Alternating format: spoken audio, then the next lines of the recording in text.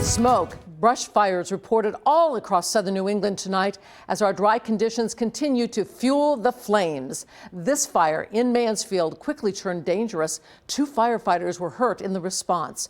Good evening, I'm Patrice Wood. Tonight, we're bringing you Team 10 coverage of the heightened fire dangers. Storm Team 10's Nick Russo is tracking a red flag warning through tomorrow.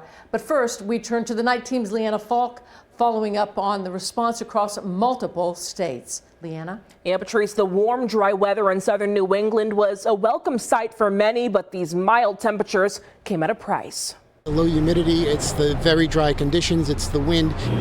The perfect storm for brush fires, like in Smithfield, where fire crews battled the flames and smoke for several hours along Douglas Pike. The worst set of circumstances for a wildland fire to get going. Crews managed to contain the fire, but Smithfield EMA Director Todd Manny says the fire risk remains high. Outdoor fires of any type, no campfires, no chimney fires, nothing outside. Meanwhile, in Attleboro, several brush fires burned at least 7 acres combined. Just as firefighters finished knocking down the flames, they were called back out to tackle a new blaze on Curran Road. And in Mansfield, 2 firefighters struck by a burning branch while battling a large brush fire along Cabot Road.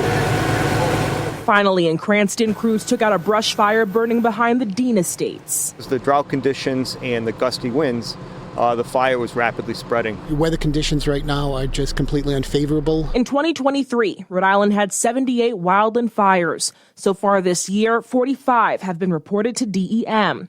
However, 11 of those fires were reported in the last 12 days, more than double the seasonal average compared to the last 4 years. Fire season usually is a springtime problem for us here in southern New England, and I can't remember when we had an autumn fire season that has been this bad. The National Weather Service issues red flag warnings on days where conditions can help spread fire quickly and make them harder to extinguish. With the cooperation of the public to make sure that there are no accidental fires, we can stay ahead of this.